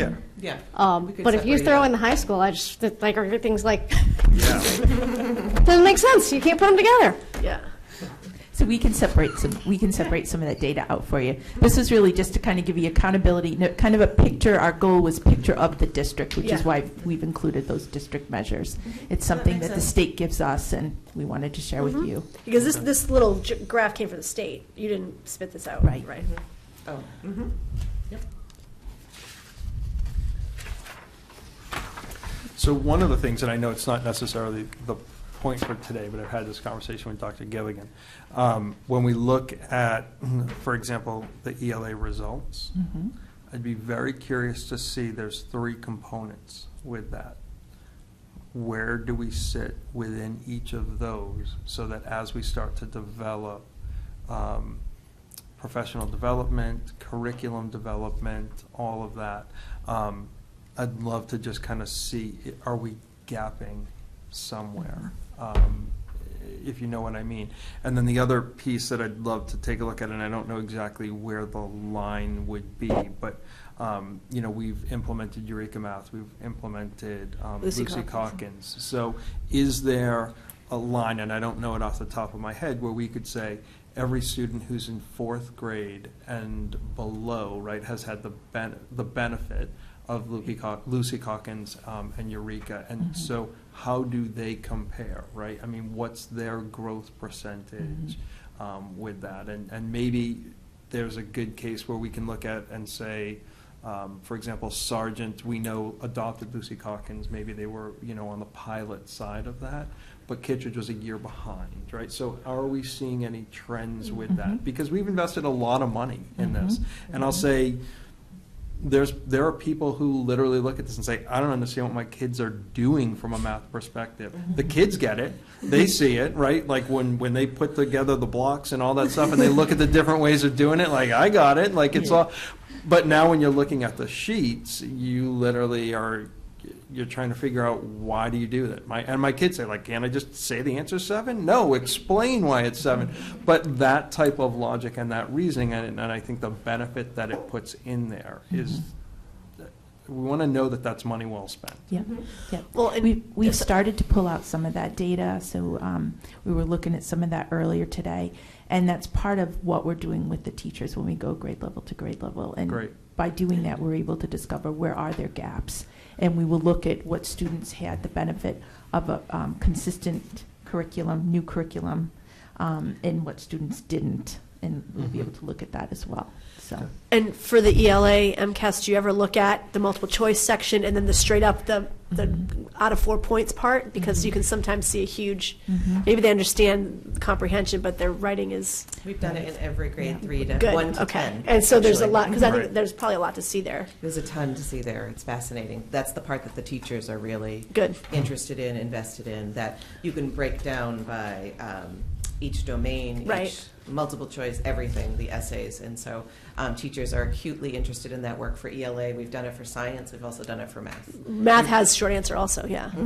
Because I know that's what my junior in high school looks at. She can I see my MCAS? She goes, ooh, I kind of blew that question. I want to go. And so you can look at that. She looked it up. And they're like, she was even interested in it for herself. So. Good. Thank you, guys. This is really interesting. And as difficult as I know the information is, and I know you said you had dozens of calls and seminars and all that stuff, you presented it extremely well. And I know we've asked a lot of questions because it's new to us, and we haven't had the benefit of those. But But this is really good. I look forward to kind of diving in a little bit more with some of the schools. It's a deep sea of knowledge. There's really a Yeah. lot there for like someone who's a data nerd. It's really, really, really exciting for somebody like me. But Yeah. also, if there's anything particular that I can pull for you, if you Okay. email me like something, Sure. like I'm really interested in this, it's in there. Everything is in there. Like you Right. could divide up by, like I could find out like every student what they scored on every item in every subject in every domain. Like it's all available Sure, there. sure. So within confidentiality Of course. reasons Yeah. and what's public knowledge. If you think of something in particular, please email and we can get it for you. Okay. Well, and equally, if you find something that's really exciting that you want to talk about, Ellen, it's all really exciting for me. I will have lunch with you anytime. It's all really exciting. But yes, but I think So maybe glad you're here. Right, it's not like bringing back that growth quadrant of. Yeah. I think that the I didn't make up that visual. That visual exists, and the Right, Edwin right. Analytics, and so yes, we could. But if there's something in the meantime, but I will absolutely pull. Possibly courses where new curricula is being used versus would be courses really where helpful. you know what I mean. We can pull with the confidentiality in mind. We can course. I can pull that information and we can take a look because we need to know that as well. Right. And we're looking as a team at how to pull data from various sources. So we have the map testing that we use for ELA Very good. math as well. Yeah. And that also, there are correlations to the MCAS. They also use the same for quadrants. So we've actually pulled some students, because you could, like Kristen said, you can get lost in this. So, and we've looked at that, and Cara is working with a gentleman, and we're looking at trying to create a whole new data studio so that we're going to be able to pull data and input data much easier, and then be able to filter data that's needed. So we're looking, because the MCAS is very important. It's one data point. We want to have other data points that we're looking at as well to see how all of this really does mesh. So that's a big project that we started at the end of last year, which is really exciting. So we can keep you posted on the movement in that direction as well. So. And the MAPS data is going to be able to give us that longitudinal that the MCAS can't because of the switch from the Yeah. legacy to 2.0. Yeah. So that'll Yeah. be important information for us to Yeah. see. Yeah. So it's pretty cool. It really is pretty cool to be able to look at all of that. So. But I think you hit the nail right on the head right there a minute ago. This is one data point, Mhm. Right. And so this is nice, this is interesting, right? Are we going to make it actionable? Yeah, I Mhm. hope we do. I Yeah. mean, I think already there's some pretty significant questions that I have. But it is one data point, Mhm. right? And there's lots of things that we do with our students and the whole student development and offerings that we have out there, which I think are absolutely fantastic. There may be some very realistic correlations between map testing and DIBELS. And do we still do DIBELS? We do. Okay, all right. The I've young graduated grades. from DIBELS. But all of those pieces that are there, I mean, I think are all telling a story. This is a pretty public story, though. Mhm. So Exactly. that's where I think people get a lot of focus and Mhm. anxiety Mhm. about it. But I want you guys to keep in mind as well, it is only one data point, Yeah. right? And it's not what we live and die by. Yeah. We have an analogy that is like your yearly checkup with your doctor. You don't want to ignore it, but it's not everything, right? It's something that is there. It's really important. It is one data point. You get certain data, and the MCAS has like overarching data, and then like the equivalent of blood work, you can do like an item analysis and go a little deeper, Right. and then you can go a little deeper than that and go child by child for like another test that. But it's like that we're telling the teachers, and hopefully the teachers are telling the kids. It's like a yearly checkup. Sometimes it gives you anxiety, but you don't want to ignore it, and there's a lot of information that you can gain. So that's how we're approaching it here. Supposed to go yearly? What'd you say? Yes, we're supposed to go yearly. Typical man. It's the guy. It is. Thank you, this is great. Thank you so much. Excellent. Do we have a school building committee update? Sure, why not? Moving ahead.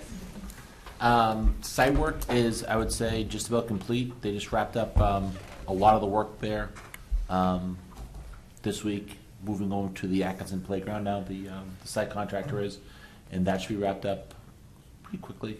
And installing the playground next week, Jim? As soon as it comes in. Yeah, as soon as it comes in. So, as far as Riley goes, I would say they're wrapping up. the big sticking point inside the building remains to be the kitchen.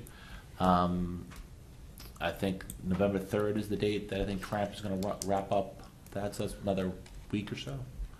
The only part that's going to be kind of hanging out there, there was a little snafu with the ordering of the roll-down door, the separates the kitchen from the room. So we had to find a new vendor for that. That has a 3-week lead time on it. But fortunately, as Jim mentioned today, when I came in, that the health inspector thinks we can get our final CO without that, right?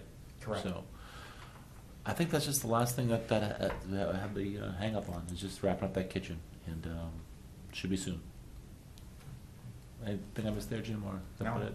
The only other item that might happen is the parking lot that will be part of the Fields project. Yeah. Could get started in short order and be usable before the winter sets in. Yeah. But that hasn't been determined for sure yet. Yeah. The only other piece of the site work, obviously, they'll put a final, pavement down. Hopefully, they're going to do that in the next few weeks. But we had to create a few more parking spaces, which we did on the way up from the middle school. We added about another 22 spaces Right. for that. 10 and 12. Yep. Close. Thank you. Any questions? Thank you, David. Old business, second reading of the CIP budget. So I'll move that we approve the fiscal year 2020 CIP as presented in the submittal as presented in the packet. Before you actually make that official, Okay. yeah, We still have to discuss. right, but instead of saying as amended, I highlighted a couple of items because we want to be consistent with what has been put into the town-wide CIP plan. So if you look at what you originally got, we had carried $150,000 for starting in the coming fiscal year, FY20, and this is for district-wide paving for 21, 22, and then it went down to 50 as kind of a maintenance number in 23 and 24. But what was presented last year and has been carried in the plan is for 150 for 4 years. So I've increased that to 150 in FY23. And then similarly, the school IT wasn't slated to stay at 100 for FY20. The $200,000 increase that we've talked about is actually scheduled for FY20. So that I've changed from 100,000 to 200,000. Okay. Those are the only two. Okay. School IT and, Right, I put them in blue. yeah, and Instead of what, 100,000, that's 200,000 for next year. because of what? Well, basically, that increase is the idea behind that number is what do we need on an annual amount in order to maintain our IT infrastructure? And the value of that has gone up, so we carried 100,000 up until this year, knowing we were going to have to go up to 200,000 to have an annual amount that's sufficient to maintain that infrastructure. Okay. And that's what we had in the plan, with starting in FY20 to go to 200,000. Okay. All right. Thanks. Yep, So should I say as amended by Jim? as presented. As presented. Bye, Jim. Okay. There wasn't a second, so There was not. I don't think so. Not yet. Motion by Mr. McDevitt, Second, by Ms. Mably. Any discussion? so just my one discussion, just for my own understanding, is how do we think about and when do we think about other stuff down the road for FY21, et cetera? So it's kind of funny to see just that $50,000 in there for master plan consultants. Right. For FY20.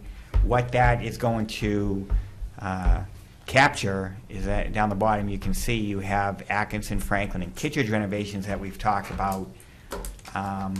So all of the items associated with not just the getting rid of the portables and adding classrooms, as we've talked about, at those 3 elementary schools, and a gym at Franklin, and the other needs.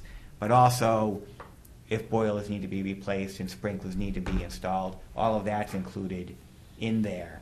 So that's why you don't see them on the plan. Right. If you remember, we had sprinklers for both Atkinson and Franklin.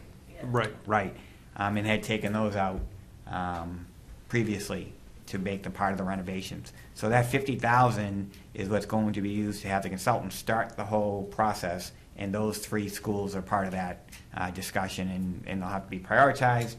And just like we did with Phase 1, there'll be a schedule of projects coming forward.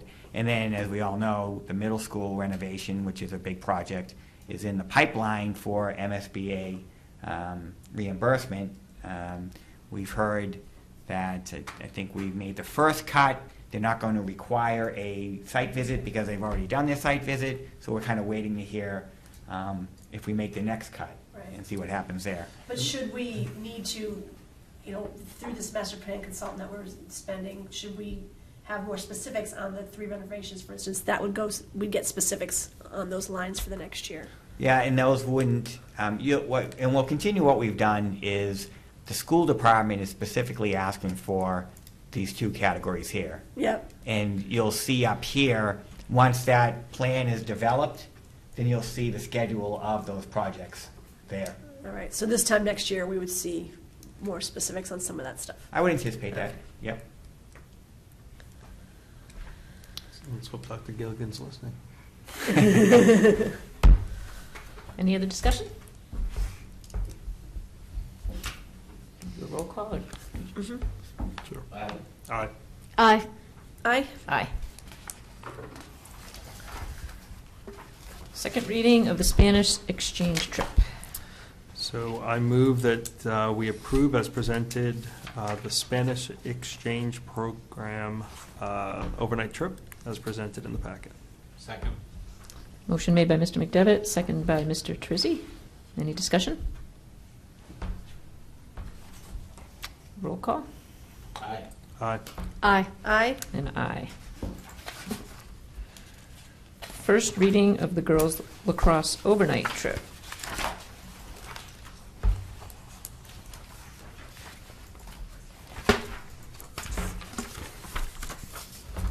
So one quick point that I just want to put out, or on the second page, I think I'd asked a question. I don't know if everybody read it, but the cost of the trip is $6,500 for all participants. Right, roughly right. 250. That's not divided by anybody, right? Yeah, it's roughly 250, I think, Yep. or 300 or something per student. Madam Chair, I don't know what the purpose of this trip is. I see that it's a great way to give back, but I don't know what they're doing in Maryland. So if they could provide more information, what are they doing in Maryland? There was a link that, there's something wrong here, because this has got a mixture of Spanish students plus lacrosse, so I'm not sure. There's no Spanish here. Mine doesn't. What am I looking at? Meredith Pryor, I thought, was the lacrosse person. Yeah, Yeah. where does it say Yes. Spanish? Mine says Meredith Pryor, grade leveler, school department, North Andover High School Spanish student. Oh, mine says girls lacrosse. Yeah, mine Well, says I got lacrosse. something different. No, you probably. But it doesn't say what they're doing in Anyway, Maryland. well, there was a link, if you, on the live thing. Okay. If you click that, Jim, it tells you what they're doing. You're on the wrong page, I'm sorry. I You am? gotta go way to the back, Go way to the back. after the MCAS presentation. She speaks Spanish and plays lacrosse. That's right. Well, that's Many fabulous. talents. I don't know if we still do, but we used to have German gym.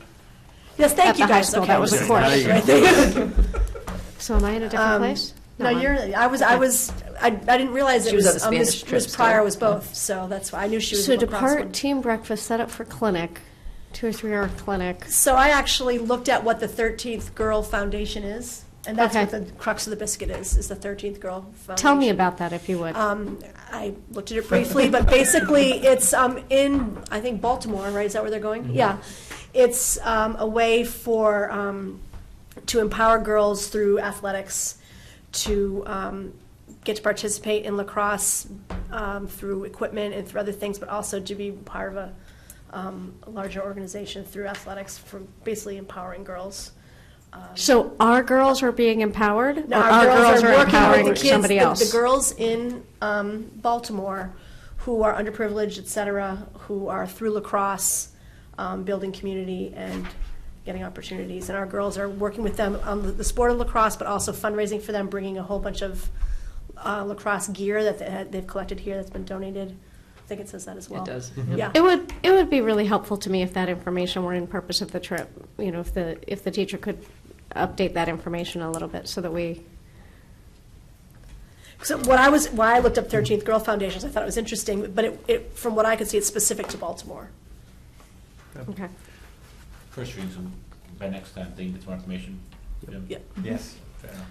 And it's less than 48 hours.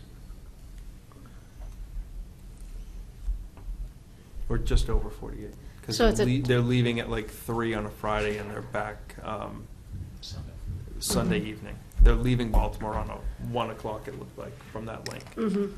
Yeah. Which is really, by the time they get to the airport. They take the bus. I mean, the bus now. Oh, they are It's a busing bus. it, I'm They're sorry. taking a you're right. bus, yeah. By the time they So they're driving down for 7 hours and driving back for 7 hours and spending 24 hours. Right. It's a quick trip. Any other comments? Questions? All right. Budget status report. Okay, so right now, as I said in the cover letter, we are at this point, last year we had spent 19.8%. So we're usually around 20%, and this year we're at 20.5%, with the two main factors being unanticipated expenses associated with the opening of a new school, and the unanticipated out-of-district expenses, and Donna can attest. We've got one student that's gone from $200,000 to $400,000. One student is costing us that much. We've had a few of those. Excuse me, Jim, could you put that slide up on the, just for anybody who's watching at home that might not have the packet? Talking about Yeah, this? yeah. Yep. Thanks. So, so what we track, just so people understand, for instance, Franklin Elementary is at 17.1%.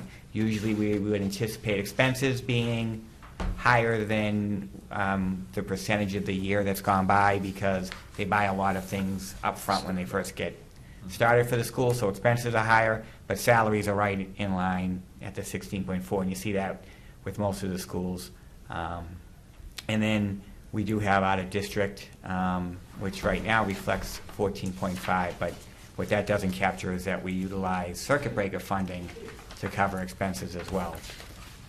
So overall, as I indicated, we are at 20.5%, which is about 0.5% more than we normally are at this point. And so because of that, we would anticipate, without knowing yet, I'll probably be able to, for the next month's status report, project what we think we're going to have to access the stabilization fund for.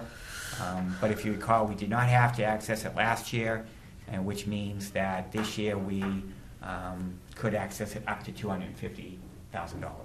Right. So one question that I have, and I don't think you were here last meeting, but Dr. Gilligan was, so you guys are flipping on me.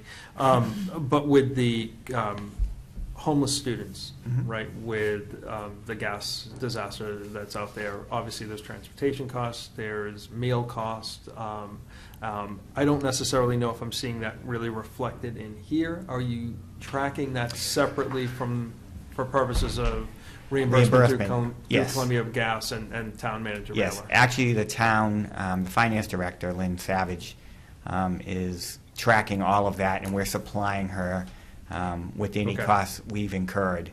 All right. And so whatever comes of that, we are providing that data and tracking it. Okay, but it is actually a spend that we have. We're just carving that out. Yes. Okay. For what it's worth, it does reflect here, and might not have to at the end of the year, but it's not a big number right Okay. now. And then in terms of this, maybe a question for Dr. Straight, but special education services that we're providing that are perhaps in the home with these students who are now no longer housed in North Andover. Do we is there an increase there because of travel time or anything of that nature? There's just a minor increase in that area, so Okay. it's not significant. Okay. As Mr. Mealy stated, that we've really had some surprises in the out-of-district students that, Okay. you know. Yeah, I just didn't know if it was part of Unanticipated. that or not. Okay. Yeah. Right, and like I said, we're tracking it, but you wouldn't account for that to be the impact of our increase. Okay. What else would be part of that? Transportation, obviously, and food. Did we have increased custodial responsibilities? And We those did, are all and being tracked? They are. Anything and else? have been reported. Maybe Yes. water usage for the showers? At the high school, well, supplies, well, when the high school was the shelter, Yeah. we tracked all of that, Mhm. yes. And if you recall, as far as water goes, starting this year, or was it last year, the town no longer charges our budget for costs for water. And sewer. Correct. I don't think I knew that. I don't remember that. I think it It started came up. this year. Okay. So Right. we can have lots of car washes. Yeah. Perfect. All right. Sorry. Thank you. Bad joke, I don't know. All right. Okay, seeing no public comment. Does anybody else have any comments? Nothing. I would just recognize this is the week today before seniors have most of the early action, early decision. So seniors are, up against a deadline right now. Families are supporting them, and so I wish them luck in this. November 1st, there are some earlier deadlines, but November 1st is the big one that seniors are aiming for, and a lot of our students do that early action, which is non-binding. So good luck to all of them as they do that. I just wanted to say I fully enjoyed last night's celebration of the professional teacher status, as well as Barbara McGovern, and wanted just to comment that I thought all of our principals who spoke about their teachers did a spectacular job, and congratulate everyone that was involved. All right, I'll entertain a motion to adjourn.